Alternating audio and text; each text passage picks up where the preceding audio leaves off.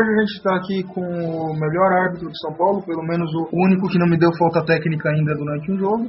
Com vocês, Marcos Gama. Obrigado, Marcos, por falar com a gente. Obrigado por tirar eventuais dúvidas que a gente tenha por aí no jogo. Eventualmente não concordamos com a decisão dos árbitros, mas uma vez que ela é tomada, tem que respeitar. E pronto, eu queria que você começasse contando como você chegou no basquete em cadeira de rodas e um pouquinho da sua história, e depois a gente parte para as perguntas específicas. Tá certo, obrigado, prazer estar falando com você. Não levou falta técnica ainda. Campeonato é longo. Não, é um prazer estar. Eu comecei por acaso, eu era árbitro de basquete convencional. E um dia teve um jogo aqui em Rio Preto e estava com dificuldade para um segundo árbitro. Na época o JJ, que era o coordenador de arbitragem, veio fazer esse jogo e já me conhecia do andante, me convidou para fazer o segundo árbitro da partida. Falei, pô, mas eu não conheço nada e tal. E ele me deu uma clínica de 40 minutos antes do jogo e eu fui lá perdido e comecei a entender como a coisa funcionava, me apaixonei, fiz os cursos da federação e comecei a apitar. Desde 2011 eu sou árbitro internacional da WBF e agora fazendo as coordenações de arbitragem aí, tanto na CBBC quanto na Federação Paulista de Basquete de Rodas. Muito legal. E a minha principal dúvida é em relação ao esporte andante e ao esporte cadeirante. É o mesmo esporte? A pessoa com as mesmas... extrapolando o óbvio, mas o andante jogaria o cadeirante jogaria o andante? É a mesma temática, é o mesmo esporte, é a mesma pegada?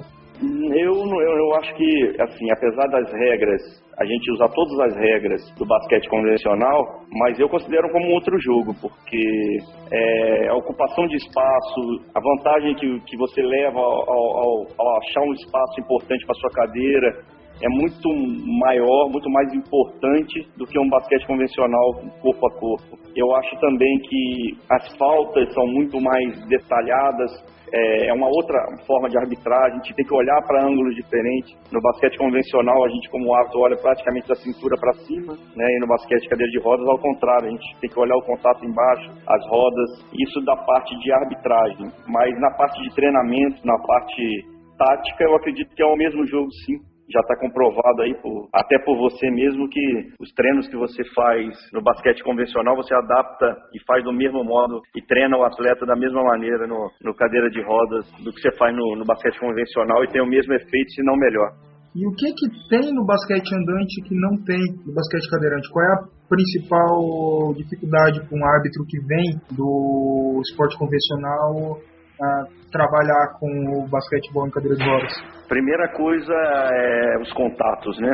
Porque todo mundo que chega se impressiona muito com os contatos de cadeira de rodas. Às vezes tem um grande contato e não é nada, e às vezes tem um contato sutil e é uma falta de desportiva. Então a primeira coisa que um árbitro, por exemplo, ou um técnico, por exemplo, precisa migrar e entender esses contatos, o que vale e o que não vale. A segunda é a velocidade do jogo, né? A gente tem que ficar preocupado com atletas que ficaram presos lá do outro lado da quadra, quando o seu time está indo em contra-ataque, então a arbitragem tem que ficar e ver se vai ter algum tipo de contato ilegal, porque a desvantagem é muito grande. Você tem que entender um pouco de classificação funcional para você entender qual a desvantagem que um contato feito num ponto 1, num ponto 1,5 é importantíssima para esse atleta, e às vezes o mesmo contato num 4,5 não é importante. Então você tem que saber um pouco de classificação funcional para você aplicar isso na regra do jogo, porque isso tem que ser levado em conta, sim. Basicamente isso, os contatos e a velocidade do jogo, os 3 impulsos. Muitas vezes as pessoas, árbitros novatos, não perdem porque é muito rápido, ainda mais aqui em São Paulo, que nós temos atletas de altíssimo nível, e as pessoas demoram um pouco, mas depois que começa a olhar para o lugar certo, começa a entender de trajetória, de contato, o que pode e o que não pode, a adaptação sai até mais fácil. De novo, você não respondeu a minha pergunta, mas... Fugir da tua pergunta? Fugiu da minha pergunta. O que repete ela aí, que eu me empolguei, tem no basquete convencional, no regulamento, que não tem no basquete andante? A mais óbvia delas é a violação da descendente, por motivos óbvios. Mas tem mais coisas além disso. Inclusive você falou do 3 toques na cadeira, que vulgarmente nós chamamos de andada. Cada vez que eu vejo um árbitro rodando as mãos, na minha cabeça eu penso, é um milagre! Pois o nome da violação vulgarmente chamado de andada. O nome é esse mesmo? A sinalização é essa, né? O nome é chamado, na verdade, de 3 impulsos, né? Mas a sinalização para a plateia toda é de como se fosse andada mesmo, das mãos girando, então a gente não tem para onde fugir. Então, caindo na sua pergunta, a grande diferença de lá para cá, do basquete andante, é realmente trajetória, violação de defendente, enterrada, se pendurar ou não, essas coisas que tem a ver com o impulso. E de lá para cá que é diferente, né? Do basquete tem muito mais coisas no basquete em cadeira de rodas do que no basquete andante. Então tem que ter preocupação com a classificação dos 14 pontos, o mesário tem que se preocupar também com isso aqui no Paulista, porque a gente não tem condições de ter um classificador em todos os jogos, a própria cadeira, né, a preocupação de a cadeira de roda estar dentro das especificações prevista pelo regulamento, esse tipo de situação. Aí detalhes bobos, tipo...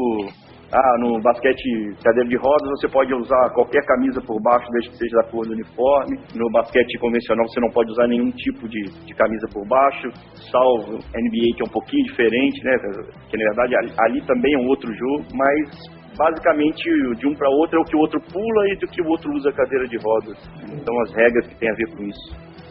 E, inclusive, eu já bati boca com técnicos novatos que vieram do andante e que estavam me perguntando por que eu não passava pelo lado na hora de entrar na quadra, ou na hora de...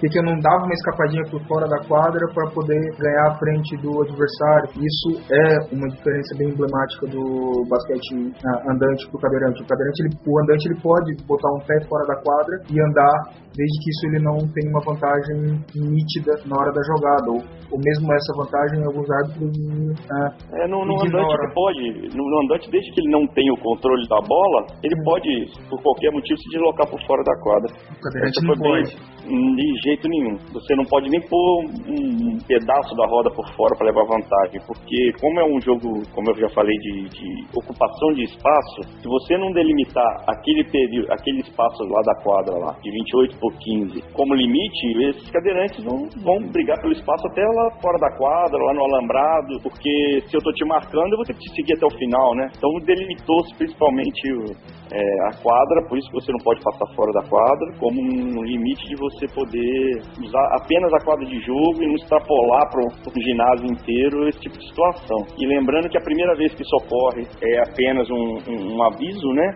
Um aviso ao seu time que a sua equipe passou por fora, e na próxima... Não faça de novo, que vai levar uma falta técnica e a equipe vai ser punida independente se é o mesmo jogador ou não. Salvo as situações de você fazer bandeja, você saiu da quadra, obviamente você vai ter que entrar na quadra, por qualquer lugar da quadra, do fundo da quadra, né? Em outras situações, não é que você não pode sair da quadra, você pode sair da quadra, mas você não pode levar vantagem com isso. Se eu tô te marcando e eu consigo te marcar de um ponto que você saia da quadra, não tem problema até aí, mas desde que você freie e volte pelo mesmo lugar que você saiu. Você não pode continuar levando uma vantagem por fora da quadra para sair adiante do marcador. Isso é uma das coisas que às vezes todo mundo, principalmente quando a gente vai num estado que está com pouca tradição ainda, saiu da quadra, as pessoas já logo grita. Não, você tem o direito de sair da quadra desde que você volte por onde você saiu. Perfeito. A interpretação da regra da meia-lua no andante, e ela não se aplica para o cadeirante, por que não se aplica, e é simplesmente pelo ponto de vista aéreo? Não, o que tem mais a ver ali, pelo que eu soube na época que houve essa mudança e a WBF não acatou, é porque o cara que está ali embaixo da cesta, por exemplo, se você está com a sua cadeira ali embaixo da cesta e há um contato ali, só se o cara já, no basquete em cadeira de rodas, como não tem enterrada, aquele contato ali você não está marcando ninguém, porque você já está embaixo da cesta. Então você não estaria levando nenhum tipo de vantagem ou desvantagem com a regra do semicírculo, que é uma regra muito também subjetiva no andante. É uma situação apenas que você aplica, né, para ser falta do defensor. Então, aquela ocupação de espaço embaixo da cesta para o cadeirante não leva vantagem nenhuma e não está marcando ninguém. Se tiver um contato ali, o contato já foi desprezado. Foi isso que me passaram quando aconteceu essa mudança de regra na IWBF. Falando em mudança de regras, o regulamento mudou, e o que foi noticiado bastante, inclusive por meios de comunicação que não são estritamente de basquete, às vezes não era nem de esporte, que é a questão dos tempos que o técnico pode pedir, a questão no tempo de cronômetro, uma vez que o time pega o rebote ofensivo, e que, mesmo em nível internacional, liberou geral o número da camiseta. De 2014, de outubro de 2014, foi um mundial para cá, 2 mundiais, tanto do andante quanto do basquete cadeira de rodas para cá, essas mudanças foram bem significativas. Não a do número, agora você pode usar lá de 0 ou 00, pode ser 0, pode ser 00 até 99, antes era de 4 em diante. Então agora pode toda essa numeração. Isso inclusive em partidas da seleção. Todas as competições, oficiais, regionais, nacionais, mundiais, tudo. Essa foi a melhor parte da regra que eu achei. Você agora está liberado. Agora liberou geral, agora eu vou poder usar o 24. Mas as outras mudanças foram importantíssimas, né? Porque, primeiro, na verdade, você falou de regulamento, mas isso é regra, né? Foi mudado na regra. Só que a gente tem essa diferença, né? Porque o regulamento você faz em regionalmente, né? Cada estado, cada região. Lugar, e a regra a principal dela, para mim, a do cronômetro de 24 segundos. Porque isso muda com o jogo. Então, você, agora, qualquer situação que você chega no ataque e você arremessa a cesta, a bola toca no aro, qualquer situação, esse cronômetro volta para 14 segundos. Então, uma situação hipotética. Chegamos, trabalhamos, nosso time tem 8 segundos lá no reloginho de 24, você arremessa, pega no aro, o nosso time pega o rebote no ataque, em vez de ir para 24 igual ia, ele vai para 14 segundos. Essa é a situação. É a mesma situação que nós chegamos em contra-ataque, eu passo a bola para você vai fazer bandeja com 20 segundos, você tenta fazer a bandeja, erra, a bola toca no aro, eu chego e pego a bola, você tinha 20, você passa a ter 14 segundos. Então você perdeu aí 6 segundos importantes, se de repente é no fim de uma partida, se de repente você está ganhando com um placar razoável, que você precisa ter o controle de bola, então você perde aí de repente 6 segundos importantes. Então isso muda o jogo taticamente. Até porque, quando você chega da sua quadra de defesa para sua quadra de ataque, você tem 24 segundos, você pode fazer uma jogada de ataque mais elaborada. Se você pegou o rebote, você só tem 14 segundos, com a briga que para tentar arrumar espaço, você tem que atacar de forma mais acelerada, mais rápida, né? Então, se você não está preparado, se a tua equipe não está preparada para 2 situações específicas, se ela não conhece a regra e não se prepara para essas 2 situações específicas, você está levando desvantagem. Você vai, de repente, ter que arremessar uma bola cesta desequilibrado, sem condições, e a chance de você levar um contra-ataque é enorme. Então, foi isso que eu enfatizei muito na conversa que eu tive lá nas 2 seleções, lá em Niterói, que você precisa conhecer a regra e preparar, com essa mudança de regra, preparar as suas seleções para atacar em diversas situações de vantagem e desvantagem que o tempo pode te trazer. A outra situação que mudou, que você falou, também foi a questão do tempo, né? Mas eu deixei bem claro a diferença, né? Do tempo do cronômetro e do tempo técnico. Sim, e tempo técnico agora. Agora eu ia falar exatamente disso, do tempo que os técnicos têm direito, os 1 minuto lá que os técnicos têm direito. Isso então, 2 muda no primeiro completamente tempo, também muda.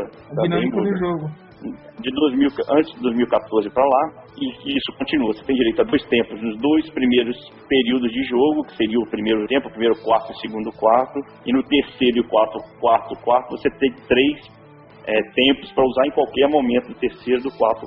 Desde que não seja nos últimos 2 minutos, né? Então, agora com a mudança de regra, se você tem os seus 3 tempos e até os últimos 2 minutos você não usou um desses seus tempos, você vai perder um tempo e vai ter direito só a 2 tempos, mesmo que você não usou. Então vamos usar um exemplo.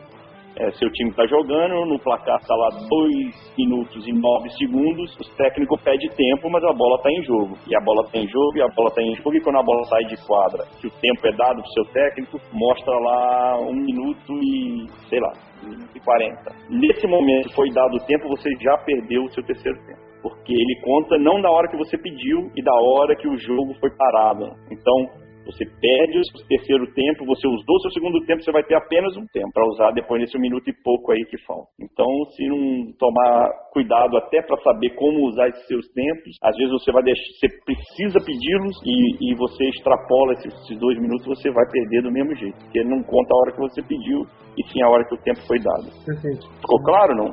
Muito claro. São 2 tarefas bem desafiadoras que os técnicos vão ter daqui para frente para conseguir armar suas equipes para para ter o melhor desempenho possível, com a relação do rebote ofensivo e com essa relação da dinâmica do tempo. Exatamente. E o que não foi noticiado, que foi extremamente específico, principalmente no basquete cadeira de rodas, mas se houve realmente uma mudança no basquete andante, quiser falar também, mudou a dinâmica do contato, por exemplo?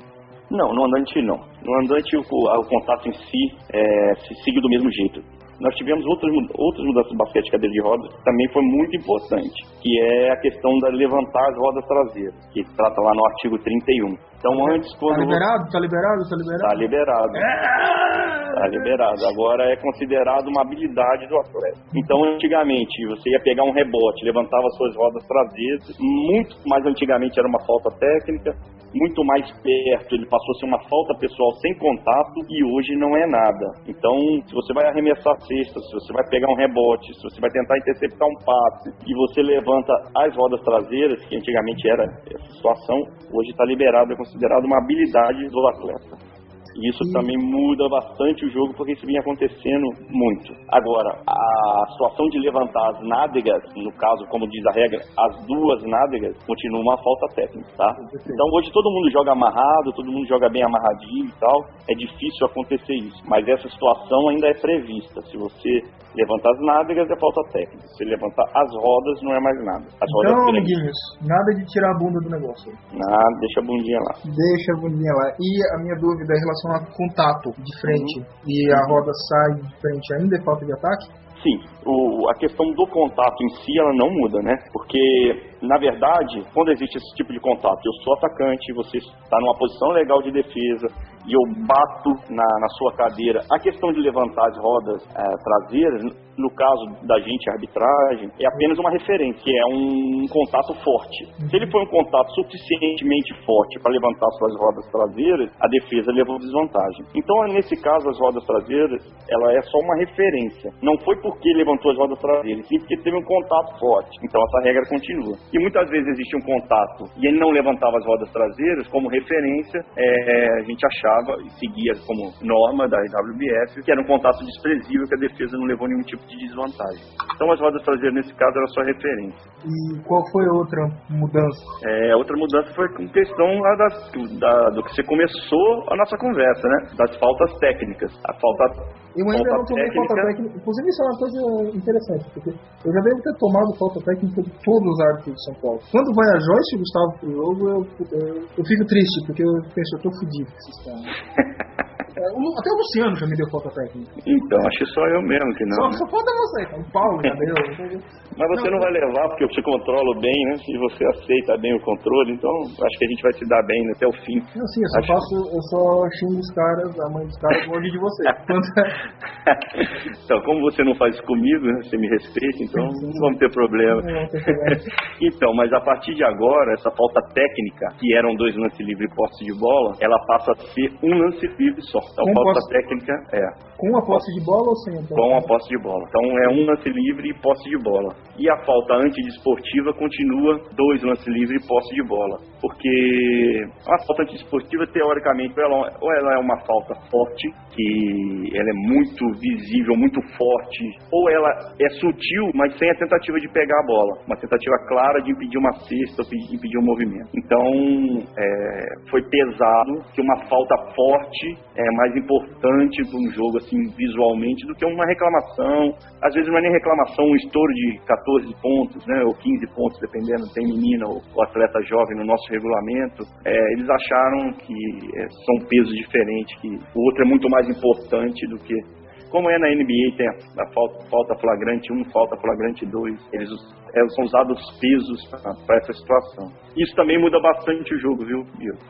Muda bastante o jogo, porque antigamente, por exemplo, você levava uma cotovelada e era uma falta antidesportiva para você, e você xingava o cara, eram penalidades iguais, ninguém cobrava lance livre nenhum, né? Porque eram 2 lances livres para um, 2 lances livres para o outro e posse. Então, um anulava o outro e quem tinha a bola permanecia com a bola. Hoje, se acontecer uma situação dessa, você leva uma cotovelada na cara e você xinga o cara, você vai lá bater 2 lances livres e depois ele vai lá bater um lance livre e a bola vai ser dele porque segue a sequência das faltas. Você primeiro levou a cotovelada, fato 1. Depois você xingou, fato 2. Seguimos essa ordem cronológica de situações. Então era 2 lances livres para você, 1 lance livre para ele, posse de bola para ele. Então isso também muda um pouco o jogo.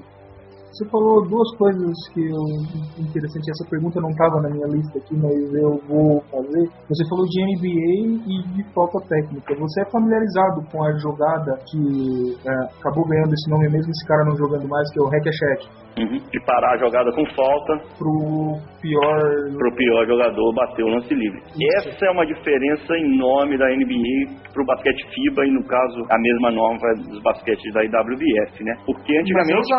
Mas tem uma diferença enorme. Lá na NBA eles continuam usando isso. Então eles faziam essa falta no Shaquille O'Neal fora da bola. Muitas vezes ele não tinha recebido a bola e estavam segurando ele, empurrando ele, era dada a falta. Se isso acontece no basquete FIBA, essa falta é uma falta desportiva, porque você está fora da bola fazendo uma falta intencional. Então não é vantagem de você usar essa regra velada, né? Essa tática de jogo velada, de botar o pior arremessador lá. Esse jogador que você vai fazer a falta, ele tem que ter a posse de bola, para você fazer uma falta normal de jogo e você não sofrer sanções. Porque se eu estou atacando contra você, eu vou tentar dar a bola no meu ponto 4,5, que pode ser que seja meu melhor arremessador, vai. Você, como meu adversário, quer fazer uma falta em mim, que sou o pior arremessador. Agora, se a bola não está na minha mão, você me dá uma cadeirada, você me segura, essa falta é antiesportiva. Está deixando claro. Se eu fizer a falta no cara que eu quiser, se ele não tiver a bola, é técnico. Não. E mesmo se você fizer a falta no cara que você quer, e você não tiver uma intenção de pegar a bola, é uma falta antiesportiva. Você tem que fazer uma tentativa, o árbitro tem que julgar que você fez uma tentativa de pegar a bola. Por exemplo, se você está com as suas 2 mãos na roda, tocando a cadeira no meio da cadeira do cara, é lógico que você não tentou pegar a bola.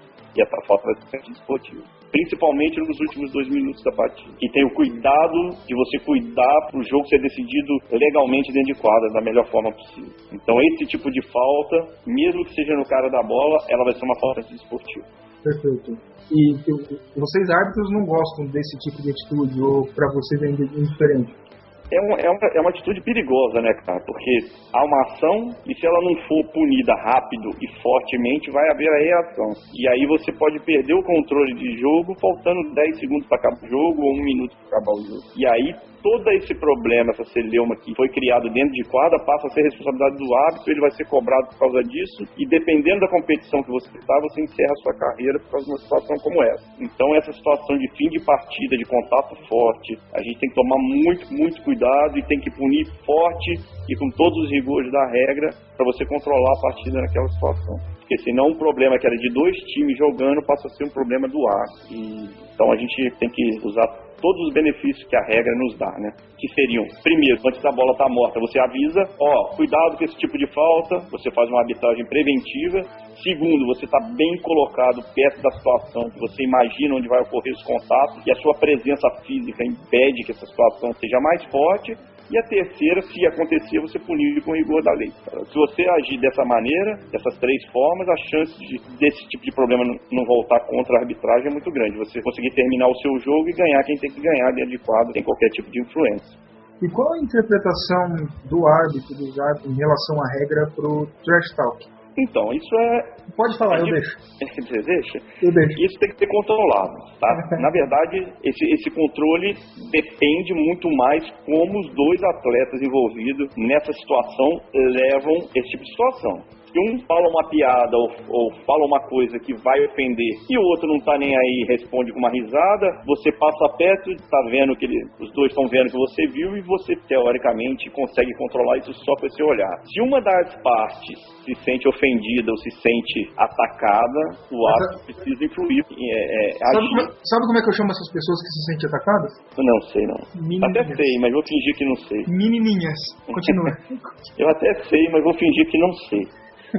Então, cabe ao árbitro, primeiro, perceber esse tipo de situação, porque se ele não usa a mecânica de arbitragem ao seu favor e ele nem percebe que isso está ocorrendo, o problema é grave, porque se você faz uma piadinha e o outro te devolve com um tapa, se eu não vi que a piadinha ocorreu, eu não vou ver que o tapa ocorreu. E aí o problema fica grave, né? Então, primeiro é você usar a mecânica de arbitragem para você controlar toda a quadra, e segundo, você perceber como é que está a aceitação desse jogo. Se os 2 estão aceitando esse jogo e o jogo é jogado lealmente você estica a corda, deixa os dois se resolverem. Se a coisa começa a ficar intensa, eu particularmente aviso, acabou a conversa. E se não entender o recado, vai entender de outro jeito, que é usando a regra. A gente se dá uma falta técnica para os dois, e agora foi outra mudança de regras, que antigamente, essa informação é importantíssima para você. Antigamente você podia levar 5 faltas técnicas. Você tinha direito a fazer 5 faltas, e elas podiam ser todas faltas técnicas. Agora não. Você tem a sua segunda falta técnica e você é desqualificado da partida. Então, se você gosta de uma conversa fiada aí, cuidado. Não, é engraçado que todas as faltas técnicas que eu tomei não foram por trash talk, não foi nem por reclamação, foram por outras coisas. Mas tudo bem. E houve mais uma mudança de fato emblemática? Não, mas essas foram as importantes todas, né? Não teve nada mais que isso, que foi muito, né? Foi muito, assim, de uma vez só. Fazia tempo que eu não via tanta mudança importante de uma vez só. Mas do mais foi o que eu falei muito na clínica da seleção, né? Porque eles reclamavam da competição que eles iam, que tinha jogo que podia fazer um tipo de coisa, tinha jogo que não podia fazer outro tipo de coisa. E o conselho que foi dado é o seguinte: no começo do jogo primeiro você tem que conhecer as regras, e depois você tem que ver qual é o rigor das regras que estão sendo aplicadas. Se você percebe no início da partida que o árbitro não vai deixar nenhum tipo de contato mais forte, e você continua executando esse contato mais forte, você não está sendo inteligente, porque você não está entendendo como o jogo está sendo administrado. E ao contrário, se você percebe que o jogo de contato, de briga de espaço forte está sendo permitido, você tem que perceber e mudar sua ação nessa partida. E isso é uma coisa que eu sei que vocês atletas têm que ter muita dificuldade, porque tem jogo que se pode mais, tem jogo que se pode menos. Isso é a flexibilidade que a regra tem para deixar a gente interpretar contatos, né? Contatos legais. Inclusive, entre nós conversamos, isso não é novidade para ninguém, mas eu não vou falar os nomes aqui, mas os atletas mesmo, principalmente os mais velhos, eles falam: árbitro X, árbitro Y quase não apita falta, árbitro Z, árbitro Z2 apita qualquer respiro mais forte. Então por aí a gente já começa com... Isso também depende muito de competição a competição. Vou dar a minha versão aqui como coordenador, que é mais fácil, né? Eu coordenando a arbitragem paulista, eu tenho campeonato regular com 110 jogos, com árbitros que apitam todo fim de semana ou apitam fim de semana durante todo o ano. Então, esse tipo de situação eu não consigo acompanhar em loco. A gente vai através de e-mail, através de treinamento, igual nós vamos fazer agora fim de semana em São Paulo, 29, 30, 31, que vamos fazer treinamento de árbitros mesários, clínicas para novos árbitros. Quando a gente junta todo mundo, você consegue padronizar. Então, na arbitragem paulista, esse controle acaba sendo muito de longe. Nas competições da CBBC, que eu também coordeno, é um pouco diferente. Apesar de você trazer um árbitro de cada estado, né, e chega árbitro com um volume de jogo muito pequeno, numa competição importante, por questão de logística, qualquer coisa que seja. Mas dentro da competição, você consegue botar os seus 12, os seus 10 árbitros, os seus 9 árbitros, dependendo do número de equipes que tem. Você consegue, no primeiro dia, pautar e botar um norte a ser seguido. Então, dentro da própria competição, a uniformidade acontece porque são todos ali, toda noite a gente está reunido,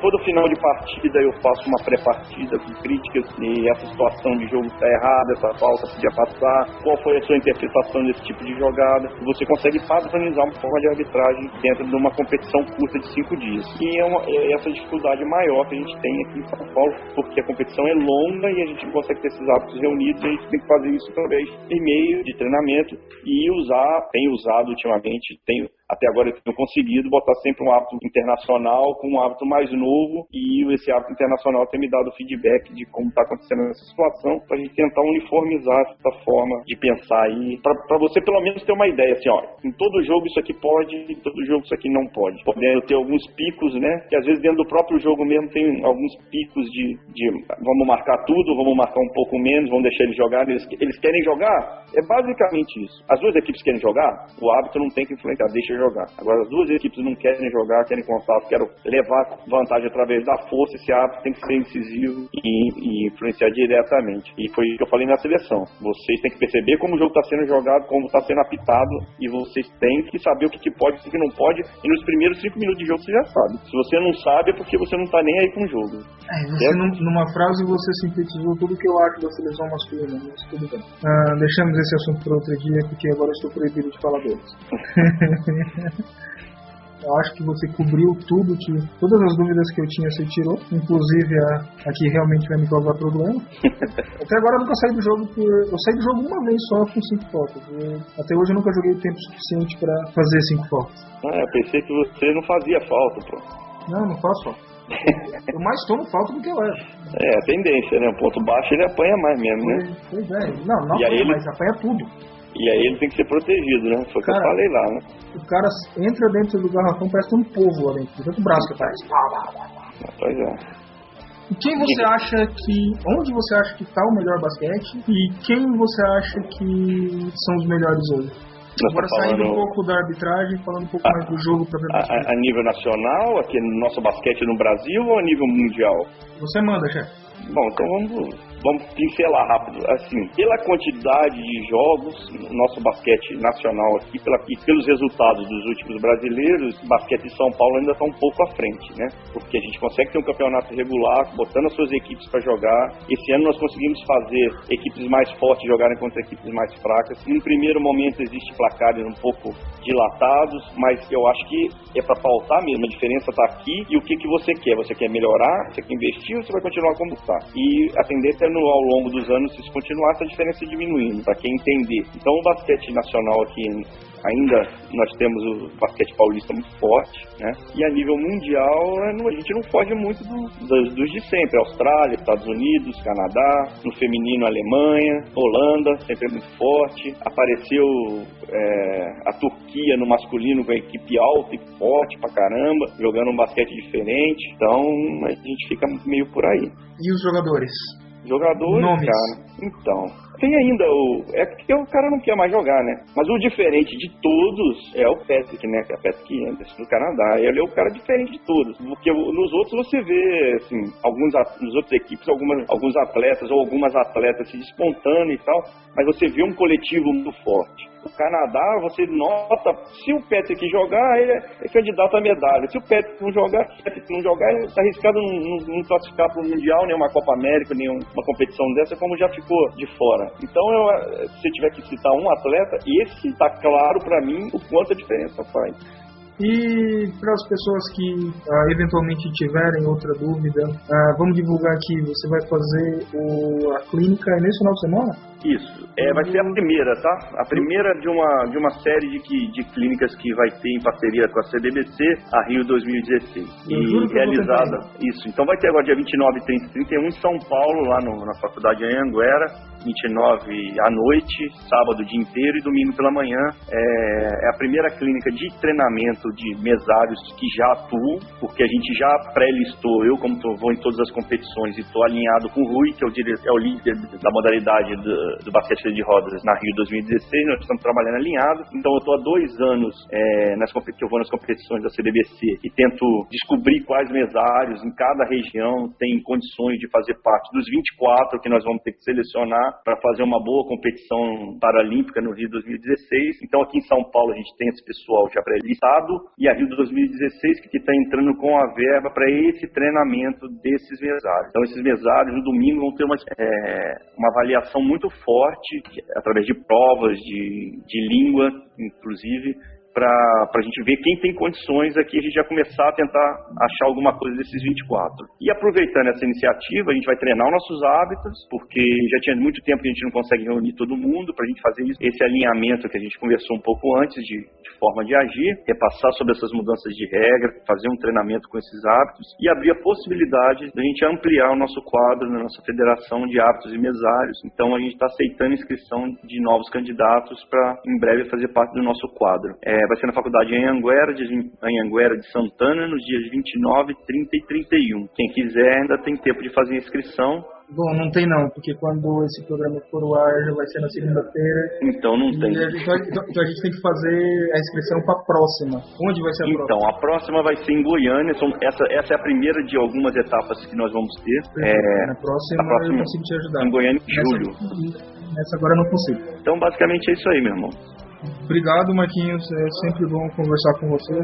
Nada. Sempre tira todas as minhas dúvidas, não só do regulamento e das regras, mas também de como as coisas são conduzidas. Obrigado por dar essa uma hora inteira pra gente. Eu acredito que isso vai ajudar bastante no entendimento do que deve ser feito. E nada de chamar a mãe do cara de vaca perto de você. Exatamente. Certo? Exatamente. Obrigado você pela oportunidade e pode contar comigo, porque o desenvolvimento do basquete depende de todos nós. Nós dirigentes, nós árbitros, nós atletas, nós mesários, nós torcedores. Então, com a minha cota, quanto eu puder dar, eu estou à disposição. expressbsr.com.br, expressbsr@gmail.com. E as pessoas acham o Marquinhos onde? Por e-mail, pelo e-mail da Federação, arbitragem.fpbsr, Federação Paulista de Basquete sobre Rodas, né? fpbsr@outlook.com. Qualquer dúvida pode escrever nesse e-mail que eu respondo. Beleza, os links para todas as clínicas e por e-mail dele vão estar no post. Nos vemos na próxima segunda. Beijo, até mais.